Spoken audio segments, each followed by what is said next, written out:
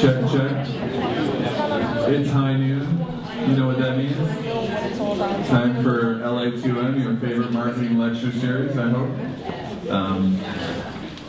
Anyways, welcome everybody, welcome. You see we decorated the room for you today. Happy holidays. And my name is Derek Maribon, CEO of Ingenix Digital Marketing, and I also tend to kick off these events. Welcome to LA2M. Is there anyone here for your very first LA2M meeting? Any first timers? A few. All right, good job. Well, thanks for being here. We've been doing this now for 6 years. We meet on Wednesdays, and we have great speakers. How did you hear about us, sir? My wife. Your wife? Okay, good. That's how I hear about most things too. It's from my wife. Good. Well, welcome. I encourage you to join us on some social networks. We do talk about social networking a lot, so you can join us on LinkedIn. We have a big group. We do have a meetup community, which is growing. We started meetup last year, and that's a great way to subscribe to our meetups, and then you'll be notified to make sure you don't miss a lecture. We also live tweet the events, so Emily's in the back tweeting from LA2M, so you can follow along. If you have things you can tweet, use the hashtag LA2M or at LA2M. And yeah, LA2M is a 501c3 nonprofit, in case you didn't know that. We're a volunteer organization. We have people donate their time, like Carter comes in and takes pictures every week and posts them. Roger comes in and does our videography every week to volunteer. I volunteer, Jim volunteers, he's on the board. Stacy's on the board, she's our treasurer. And Mary Lou Olds, who will come in and sit up front, you met her at check-in. Mary Lou Olds is our one employee. We have one employee because there's a lot of work that goes into running a weekly marketing lecture series. So Mary Lou's our employee and she's great. And then we have like interns help. Jordan helps with check-in. You met Jordan, he's been interning this semester with me. So we do some cool stuff. And there is volunteer opportunities. So if anybody likes what we do, if you enjoy marketing and you want to be more involved, you can.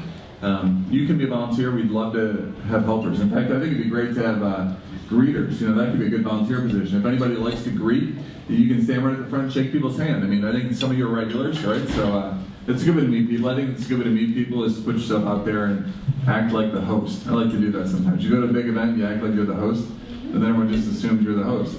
And if you do that here, though, I'm going to be on to your technique, but you can just say, well, I'm not the host, but I'm welcoming you, which is acceptable. But anyway, so we are sponsor funded.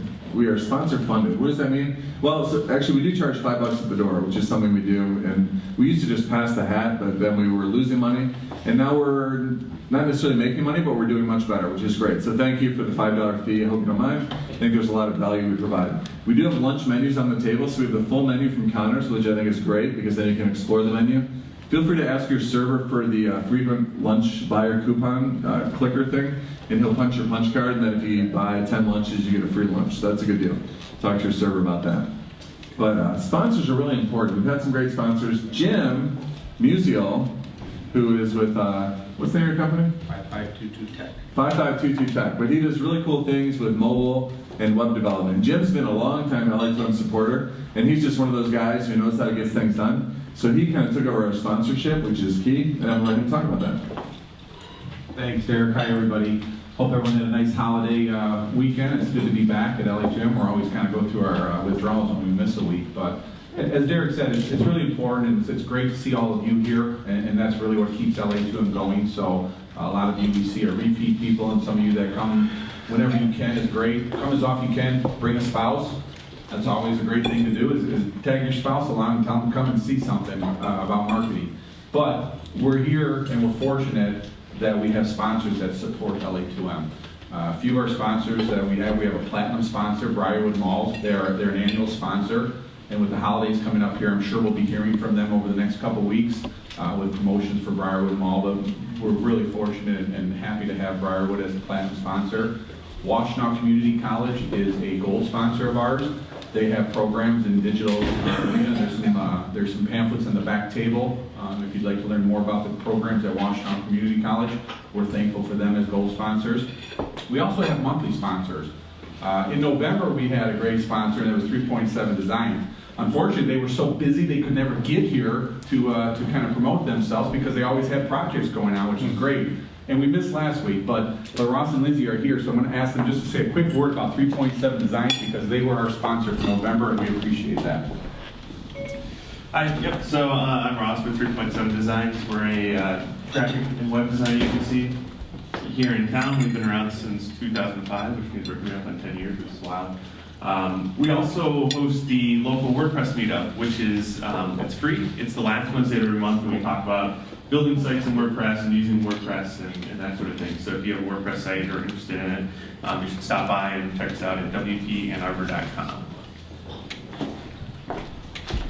Thanks so much, Ross. We appreciate your support. Actually, Ross is one of the founding fathers of LA2M and has been here since the beginning, so we appreciate the support. For December, we also have a new sponsor this month, and it's Dexter Builders.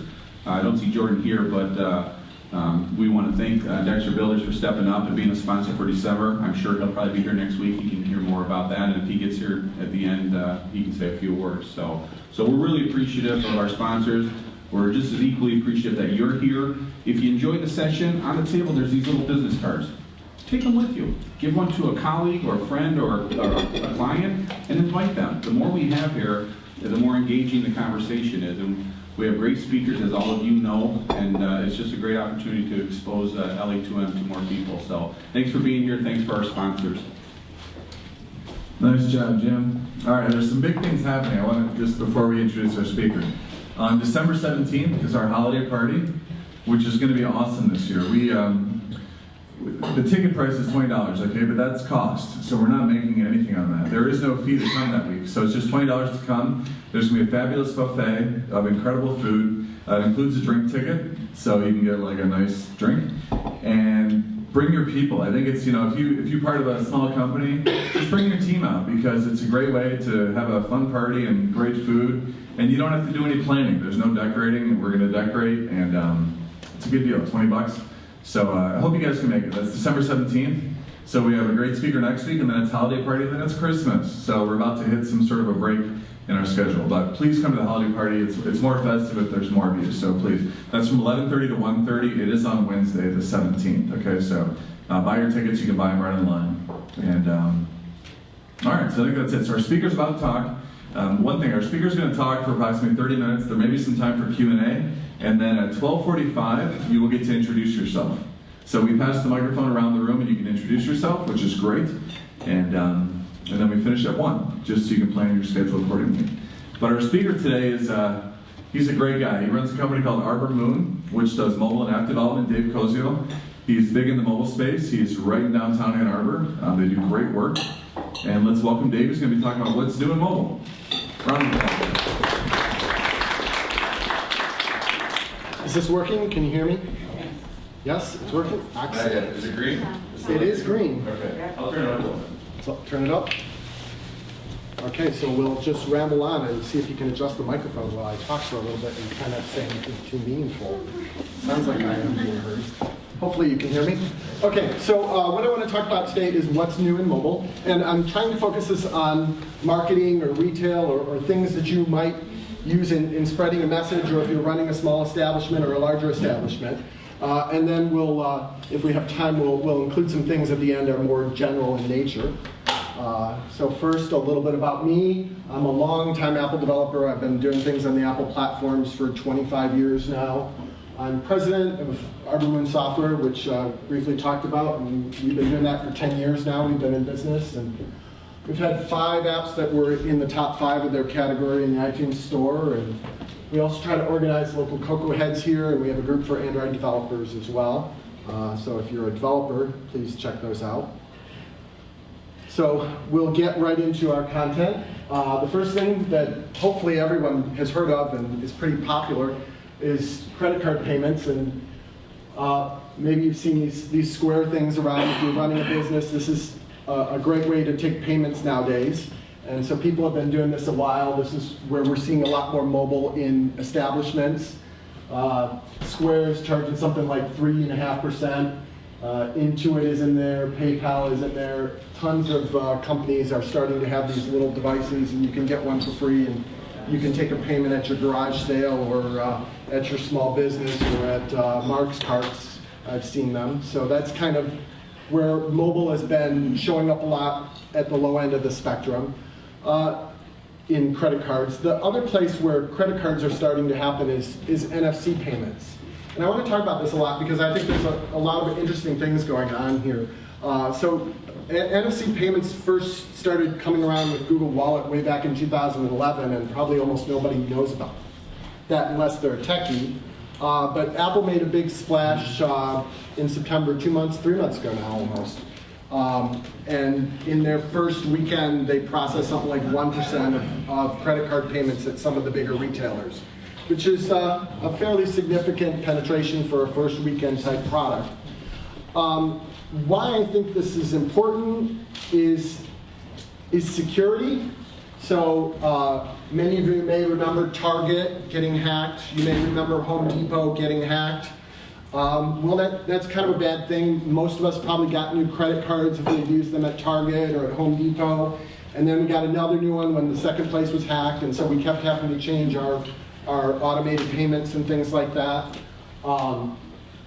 So, you know, this NFC payments adds a lot of security. So there's no longer, when you enter this into your phone, the phone doesn't actually store your card number. When you pay to a merchant, the merchant doesn't actually get your card number. So Home Depot, the terminals were hacked, and so people got the card numbers from the terminal. So well, the terminal doesn't get your actual card number, it gets a temporary number. It's only good for a small period of time. If they get that, it's okay. They get hacked. If your phone gets hacked, it doesn't have the card number. Your card information is stored in a very secure thing on the phone. Because it's a different number that gets given to the merchant every time, you're not trackable. So there's a competing thing that's being run by Walmart and CVS and Rite Aid and Best Buy, and they are all about tracking you as much as possible and knowing every credit card thing you buy and everything you purchase on that credit card. And ApplePay isn't going to let them do that. Apple can't track you either. Apple actually doesn't get your purchase information. They can't figure out anything. So ApplePay and the Google Wallet stuff is a lot more secure and more private. The other thing that I think is interesting for people in marketing is there's an angle here. CVS and Rite Aid originally had terminals that took ApplePay, and the first day this was available, people used ApplePay there. And CVS and Rite Aid are part of this alliance with Walgreens, and they turned it off. And Walgreens had terminals that said ApplePay, and they said, we think ApplePay is great, and they promoted it. And they said, you know, pay however you want. And I myself switched to Walgreens because I want to be able to pay with ApplePay, it's more secure. I'm worried about my credit card information being stolen, so I want to play at places that are more secure. So if you have a business and you're competing with Best Buy or with Rite Aid or with Target or with one of these big box retailers that is in this alliance and has decided not to take ApplePay, if you take ApplePay, you can use that to your advantage. You can do what Walgreens is doing. Walgreens is running advertising saying that they're taking ApplePay, that they care about your security. They got me. They might get some other tech-savvy people. They might get some other security-conscious people.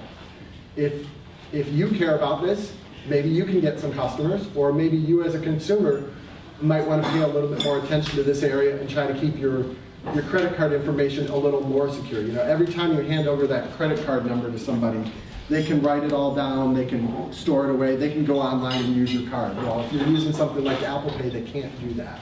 And that's a big change in the world of mobile.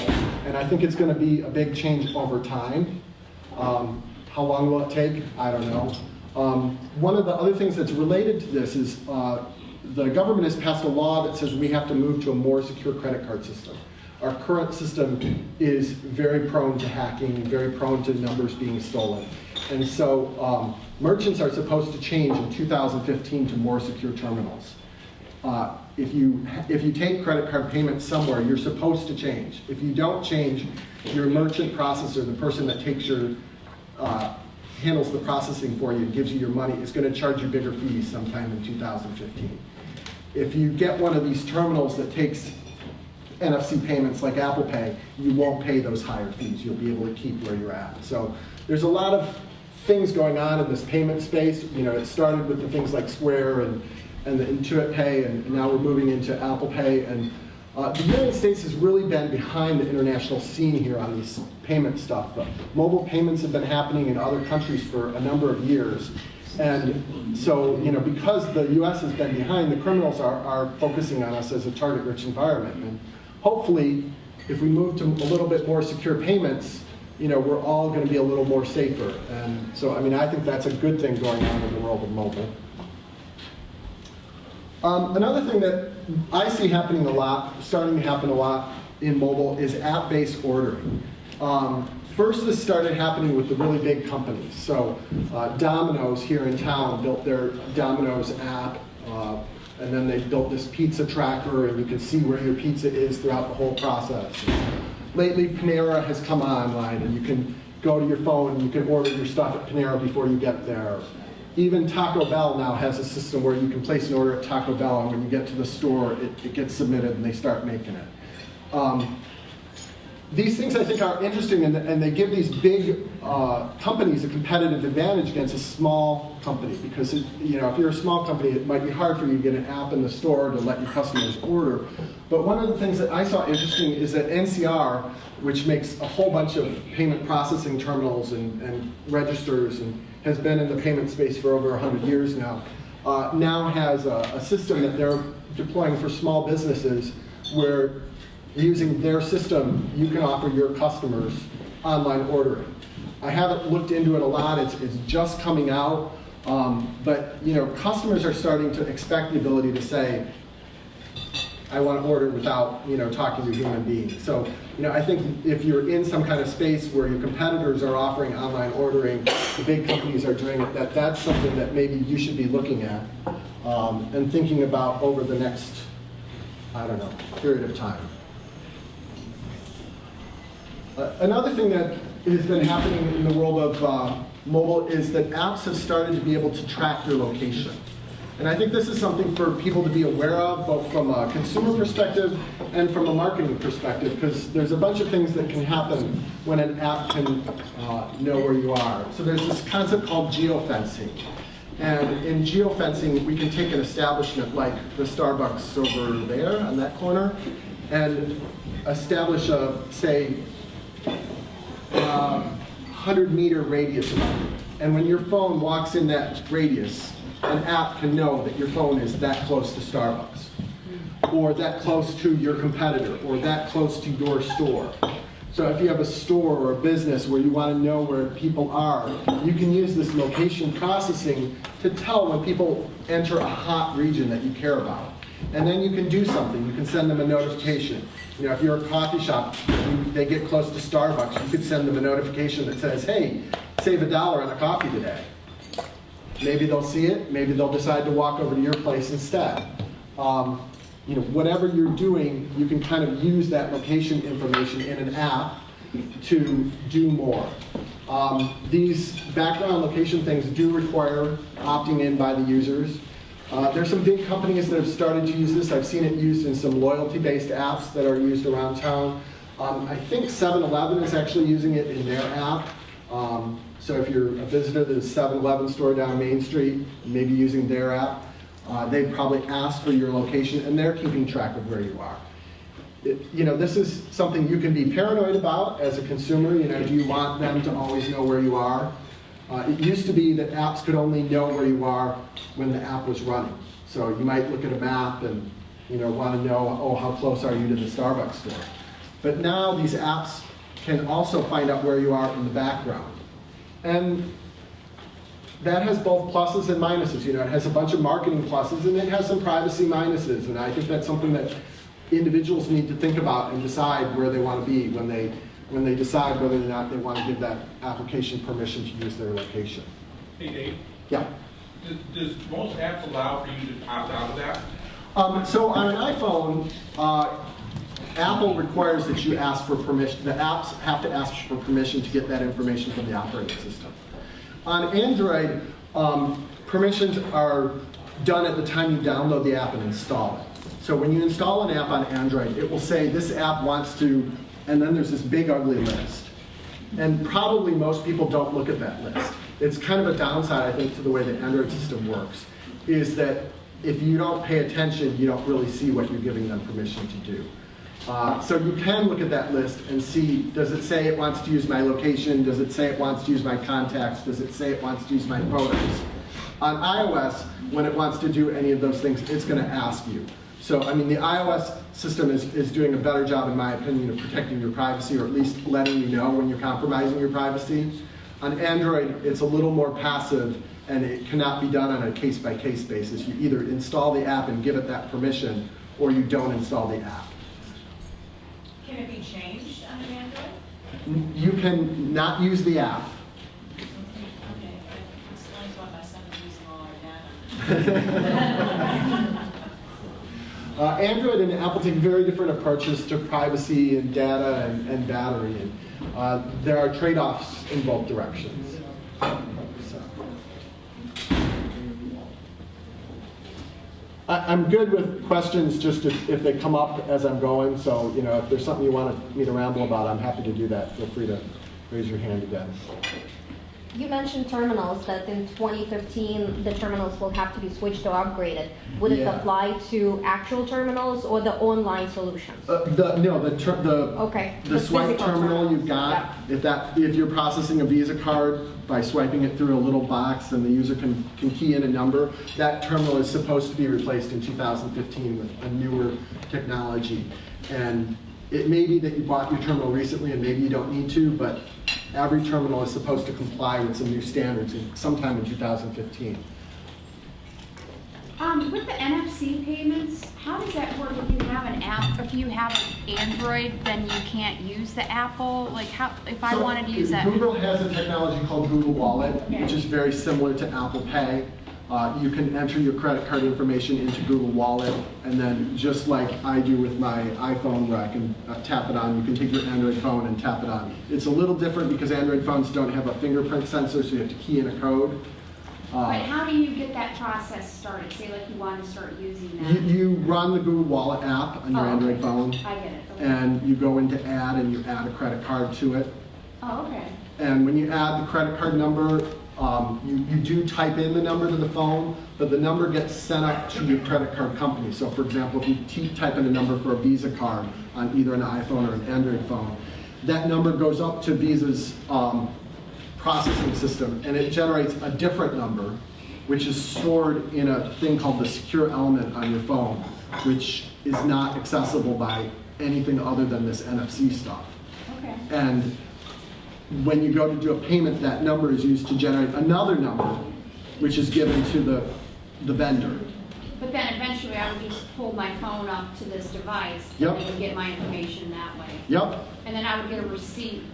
Yeah, so I've never used Google Wallet. I've used the ApplePay. On ApplePay, when I make a purchase, I get a little notification that says I spent a certain amount of money at a certain store, you know, like I mentioned Walgreens, so Right. Walgreens, I spent $12 on something, and, you know, I got that notification right away after making that purchase. Thank you.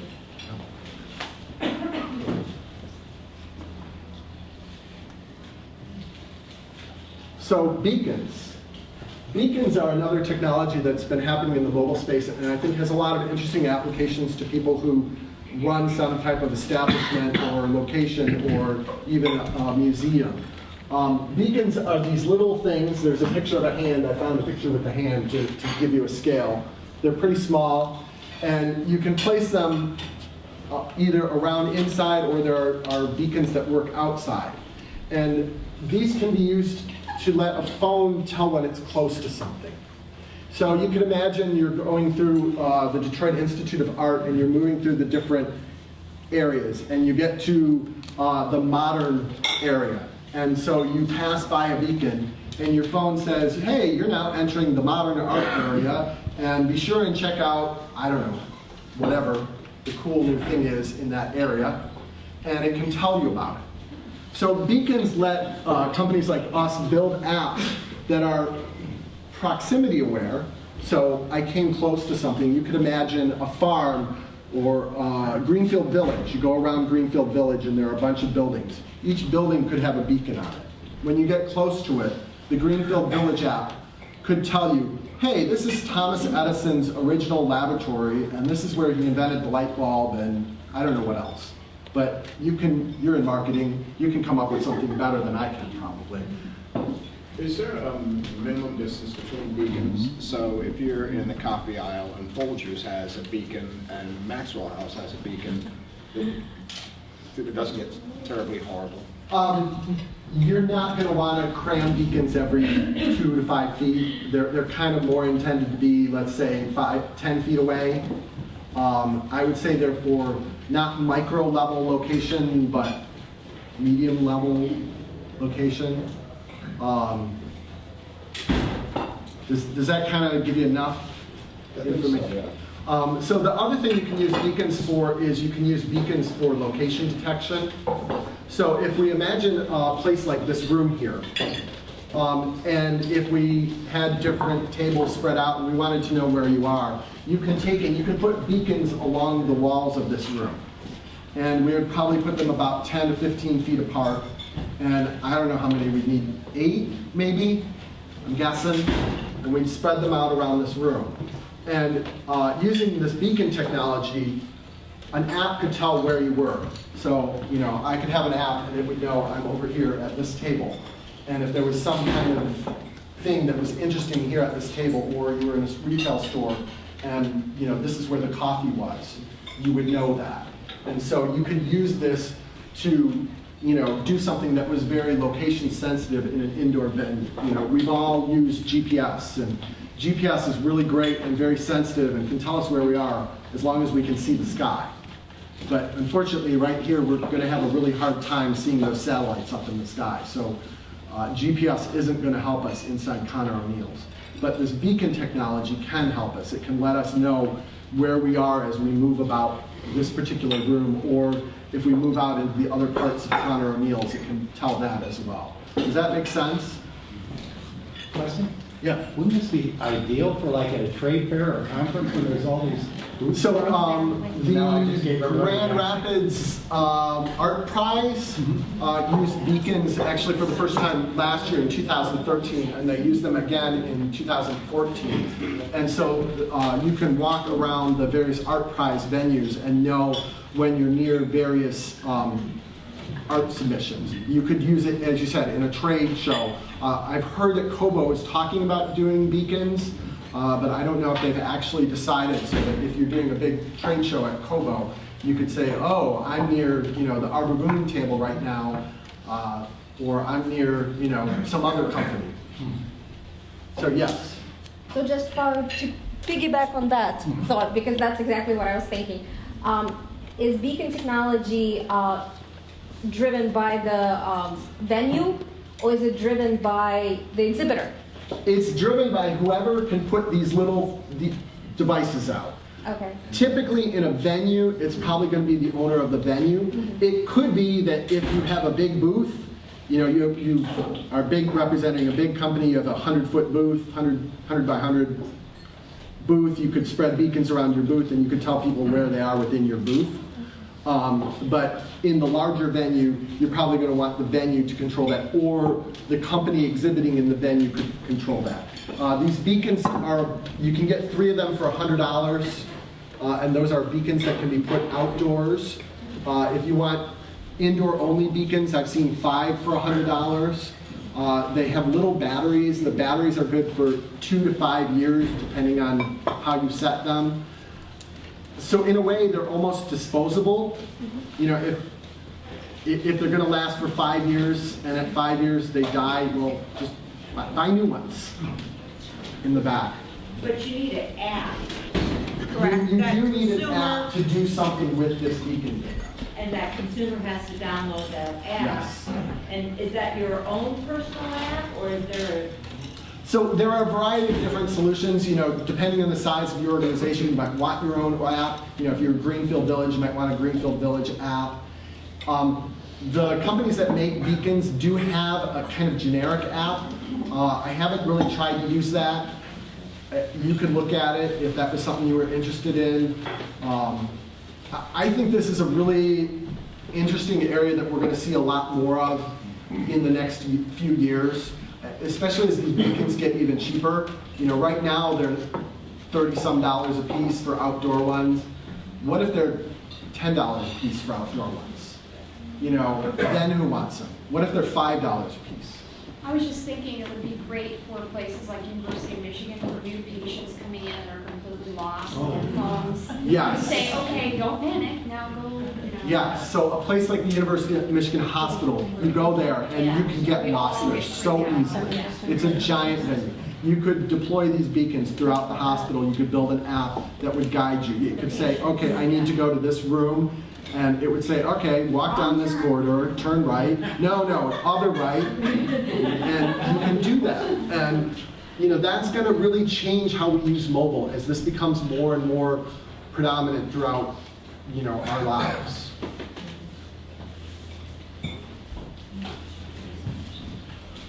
Tablets and phones, there's been a lot of interesting things I think happening here. So it used to be when tablets first came out, I'm sorry, in the back. So the beacon can communicate to your phone via an interface and let you know when you're near it. Can that same beacon also relay your location to a third party as well? No, the beacons are not that smart really at this point. These beacons are. Theoretically, one could build a beacon that could do that. I haven't seen those on the market.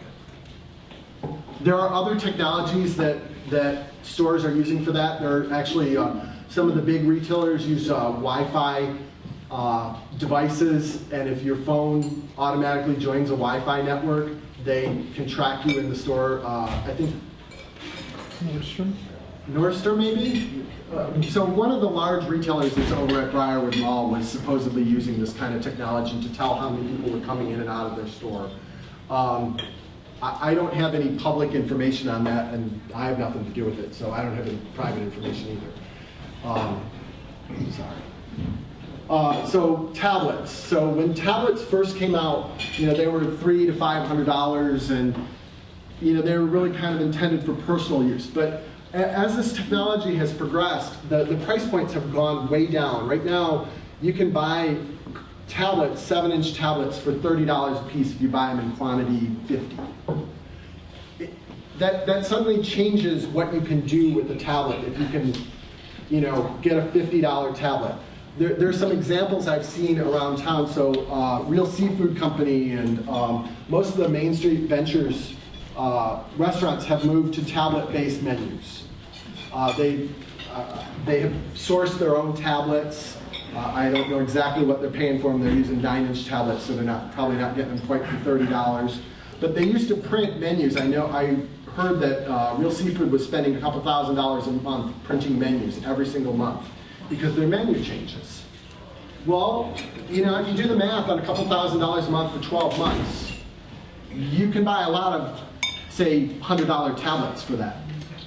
And then you can put an app on it, and suddenly you're not wasting paper, and suddenly you can do more things with your menu. You can suggest a wine that goes with the food that they just ordered.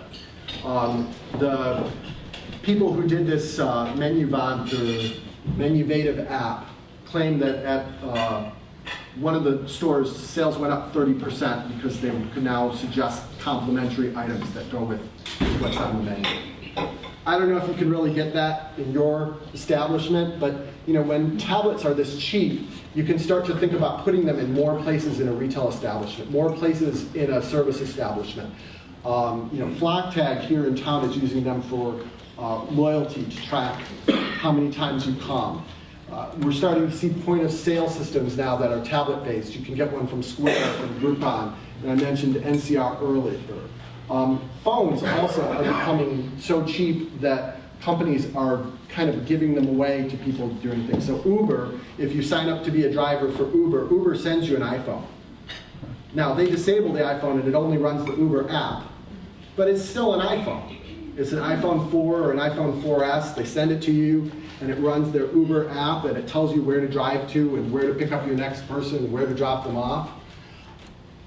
Android phones are way cheaper, So if you have a number of drivers or something, you can provide all of them with an Android phone with an app on it that they use. And that also kind of changes the world. When you can just afford to give everybody, a phone, you can buy an Android phone for under $100. What does that enable? That's something to think about, I think. I've got this in here for a couple different reasons. I think it's good for people in town.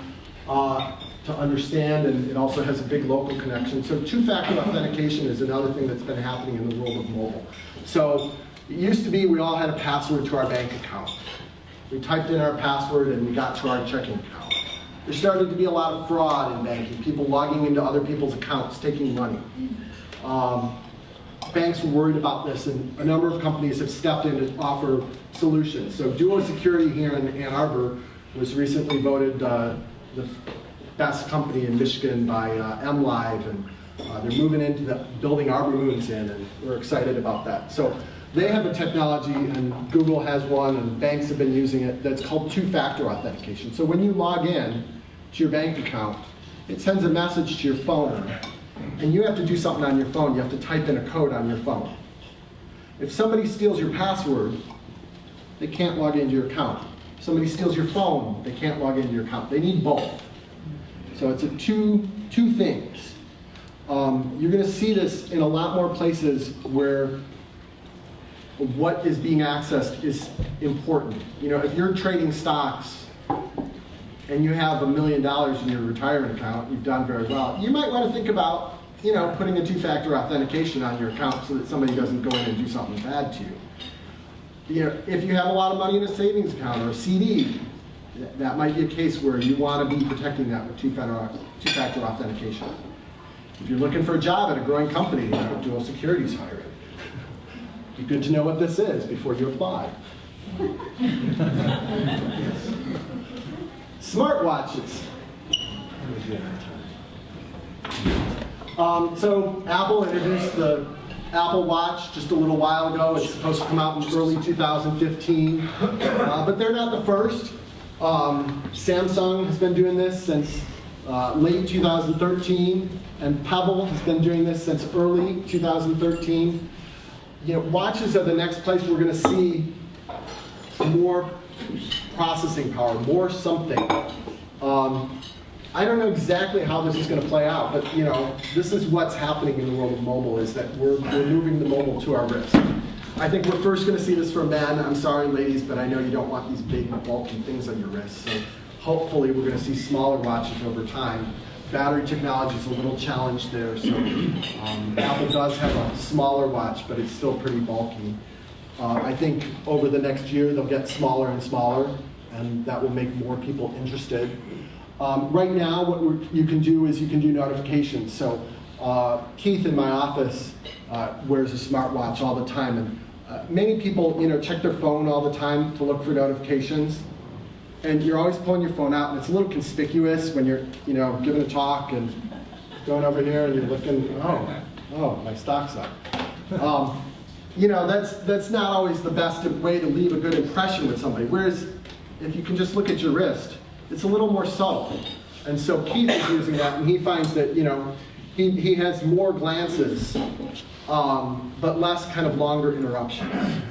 And so that's kind of where I think smartwatches are going to first play out. People who get a lot of these messages, a lot of this interruption, notification type stuff, and think that's important, might want to watch to be able to see it without interrupting their day.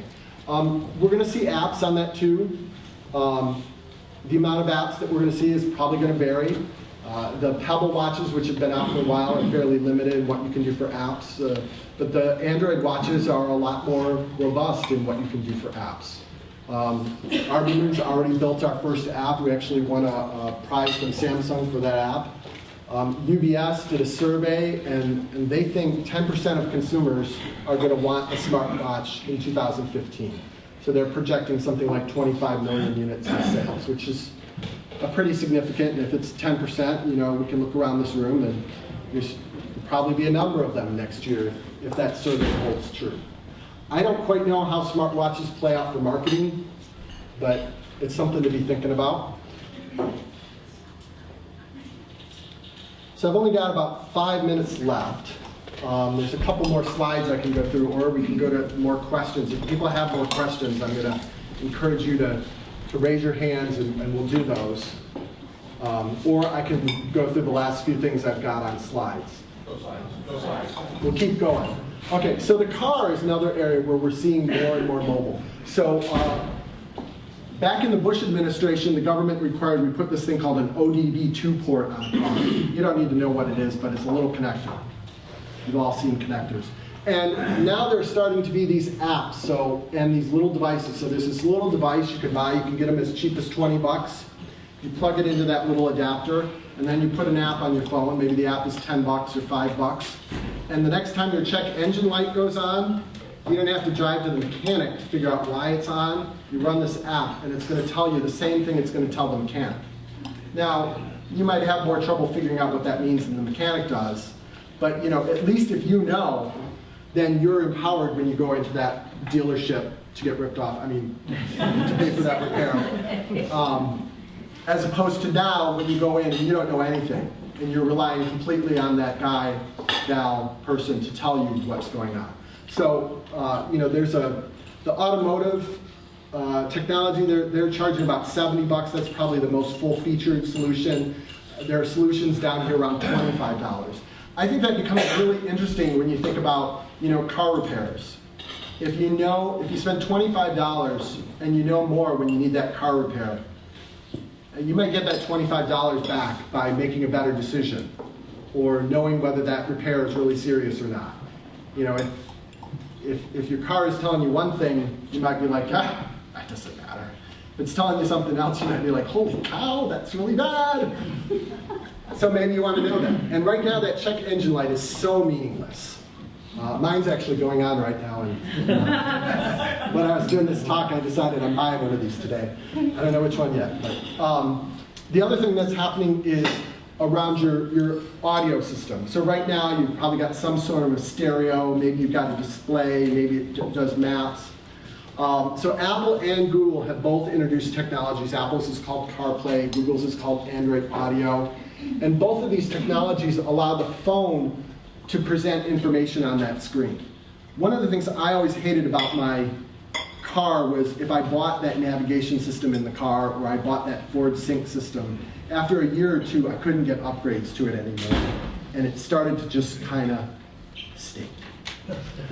Whereas my phone gets replaced. And so, I do my navigation on my phone because it's always got up-to-date maps. I don't want navigation on my car because I don't want a stale map. On the other hand, if I could look there, where my center console is, to see that map, that would be really great because right now I'm kind of like, got the phone kind of stuffed in the cup holder and usually I can see it, but sometimes it turns a little funny and you know what I'm talking about, or a message comes in. All of these things, both the Apple and the Google system, are going to put those messages on that console for you. So they'll be more available. You can get these systems now from Alpine and Pioneer in aftermarket products that can be installed in your current car. Ferrari's the only company currently shipping a car with CarPlay support. So, run out and buy one of those right now. Strongly encourage that. Supposedly, most of the other auto companies are going to be having cars with the support in 2015. I don't know how fast it will come to every model. How car companies are, rollouts take a very long time. But, I think it's really great to get our phones putting, maps, phone calls, messaging, all of that on that center console so we can see what's going on. Health. So both Apple and Google are trying to do something in the world of health and mobile. Apple has something called Health Kit. Google has Google Fit. Right now, both of these technologies will track my steps. So as I pace back and forth here, it's keeping track of the steps I take going forward and then the ones going backwards. When I go back to the office and climb that flight of stairs, it's going to keep track of that flight of stairs I climbed. If for some reason I decide to run back to the office, it's going to be able to tell that I've run instead of walked. And so it can track that information and kind of give me a good idea of how that's going to affect my health. And it can put it in essential information. When we get a watch, we're going to be able to track my heart rate. So, if I'm up here and if I'm nervous and my heart rate's elevated, we're going to see that. If I'm really relaxed, because I do a lot of public speaking, we would see that. I don't know what we'd see today. All of that goes into a central place that is accessible by apps from different vendors. The Mayo Clinic is really excited about that. I think that's pretty interesting. They've been all over this apparently. Epic, which provides the record system that the U of M Hospital uses, has also said they're pretty excited about this. So I think this is another area where there's going to be a lot of stuff going on. And with that, we're going to go to your last chance for questions. Just so you guys know, it is 12:45. What do you think? Quick question. Is there going to be any advancement in battery life? I'm sorry. Will there be any advancements in battery life? I sure hope so. There are a bunch of people claiming things that are probably 4 or 5 years out. I don't think we're going to see any great moves in the next year. All right. I'm sure we could go all day. Let's give Dave a big round of applause. If you have more questions, just come up afterwards. He's not going to take off too soon. Thank you, Dave. All right, so now we do introductions. This is the exciting part, along with waiting to get your check. But we do introductions, and please give us your name and what you do briefly. And if you're looking for something, like I'll do mine as an example. So my name is Derek Maribon. I run a company called Ingenix Digital Marketing. We help businesses with lead generation and driving qualified traffic. And that's it. And I pass to my friend. So, you ready to go? And we do ask that you stand up when you introduce. You want to go first? You go first, Derek. There you go. Thank you, Derek. Hi, I'm Derek Gilkey, and I'm an employee of Label Strategy. And I'm Donna Gilkey-Laban with Laban Strat. We manufacture and sell accessories to patient lips.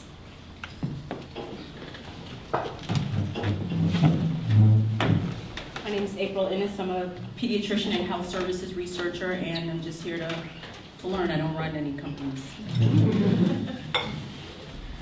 Hi, my name is Conroy. I'm a freelance digital marketing consultant.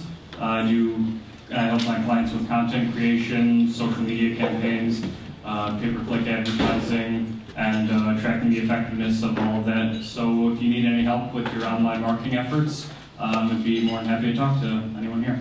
Thank you.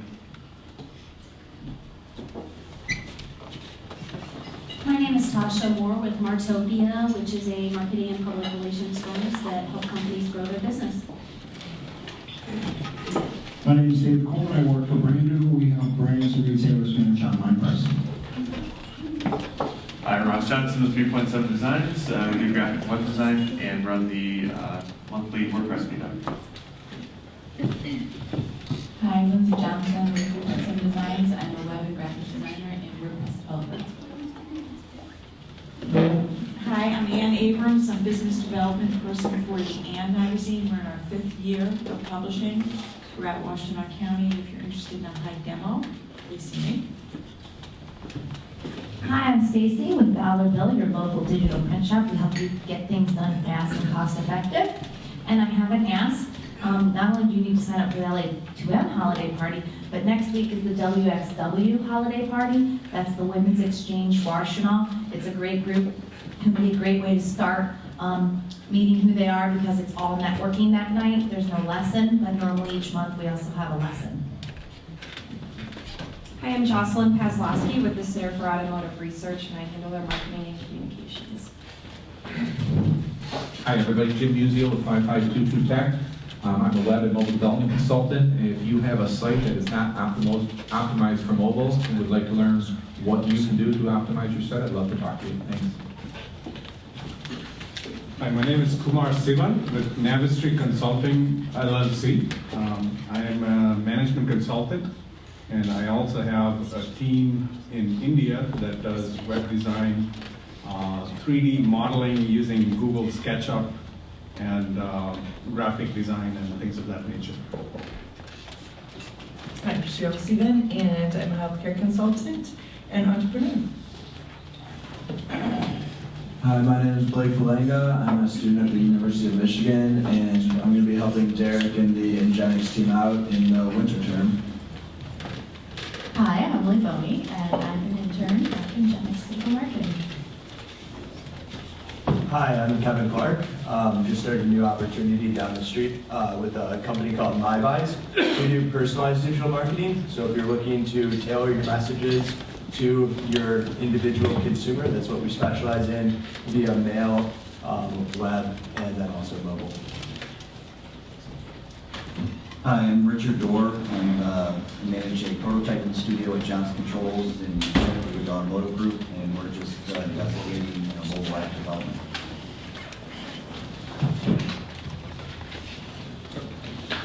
Hi, I'm Jay Henry. I'm president of Creative Technology. We do recording software, or we do music software for the recording industry. Chris Nano with Residual Partners. We do equipment leasing, also do new and used sales, plus the service with that equipment. Hi, excuse me, John Gary with MyBox. You heard about what we do, and I'm helping get clients on board with MyBox. Hi everyone, Jordan Bruce, intern with Ingenix Digital Marketing and also a business student at Eastern Michigan University. Hi, I'm Nancy. I'm from the Jackson area and I am a freelance creative marketing professional. And I have several manufacturing clients and they are all curious about mobile as well. Hi, I'm Barbara Davenport. I'm with the Ann Arbor Ypsilanti Regional Chamber. Dolores Grower, and I'm with NACT Law. We're a local employment and labor law firm. Tom Crawford. I run a business called Movable Bytes, so if you're wanting to figure out how to do some of the stuff that Dave talked about today, feel free to hit me up afterwards. Hi, I'm Dennis Hoffman, Senior Account Management, Business Development Professional. I specialize in developing long-term relationships with clients through a consultative sales approach, under-promising, over-delivering. The only thing is I'm tired of working for me, so I'm looking for a new opportunity. My name is Kim Burkle. I handle community relations for 5 locally owned Verizon stores, including one here on Main Street. And I want to remind everybody that this Friday is Midnight Madness, and all the stores will be open very late, hopefully midnight, with lots of deals. So come on down, it should be a great time. Hi, I'm Eric Shapiro. I run Rayle Corporation. We do iPhone, iPad, and Macintosh software. I'm Roger Rayle. I'm a venture catalyst. I help with several networking groups in town, doing a lot of live streaming, recording the video, and I also run Ann Arbor Video Interest Group, and our holiday party is next Wednesday night. So if you're into video in any way or need some video assistance, this is a good place to network with video professionals.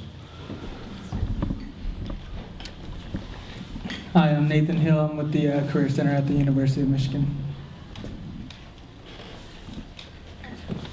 Hi, I'm Irene Owens. I'm with Bromberg and Associates. I'm a business development person and the newest member of Bromberg and Associates.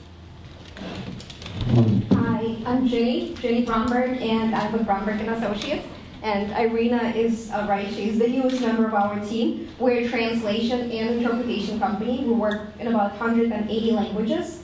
And we work with healthcare, automotive, marketing, banking, well, basically anyone who needs to communicate. If you need to communicate in any language, see us. Hi, I'm Mary Lou with LA2M. Thanks everyone for coming out. What a great turnout. I'm really glad to see everyone and hope to see you back next week. Dave, wonderful talk, really informative, a lot of valuable information. I know that people here really got a lot out of it. Thanks for coming.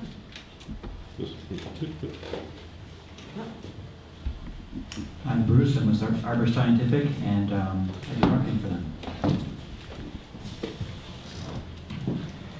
I'm Carter Sherwin from Quint Studios, and I'm a commercial editorial and portrait photographer, sometimes videographer. And the images I show these meetings will go up on the group's Facebook page. I got a couple weeks worth to stick up there. Thank you, Carter. And you did hear from me already, but these are the T-shirts that we get from Bank of Ann Arbor because Bank of Ann Arbor helps. And we got to do a quick photo. We still got a few minutes. Quick photo, T-shirt presentation. Thank you. It's obligatory, so you can wear that with pride. That means you were a speaker here. That's our thanks to you. Besides all the publicity you get from being a speaker, right? Everyone's going to go hire this guy. So next week, we have another intelligent speaker. We like intelligent speakers. I don't know what it is. But next week, we have this guy, Brandon Chestnut from Identity PR. Maybe you've heard of him. It's all about social media crisis communication. So it should be interesting. They're usually interesting. And then the week after that, do you know what's happening? The holiday party. So you all go home today, you just buy a ticket, you buy it right at your computer or your mobile. You can buy it on mobile, we learned about how to do that. Buy your tickets, and then we're gonna sell this place out, and we're gonna have so much food and drink, and no one's gonna wanna go back to work. Yeah. That's on the 17th. All right, anyways, we made it on time today. Thank you for all your brief introductions. We will have plenty of time. You guys can come up in Garage Day with good questions on mobile. And make sure to help others. This is the season of giving, so feel free to give back, and we'll see you at LA2M next week. Thanks for coming. But one more round of applause for our speaker, David Koziol. Thanks, everybody. Good job.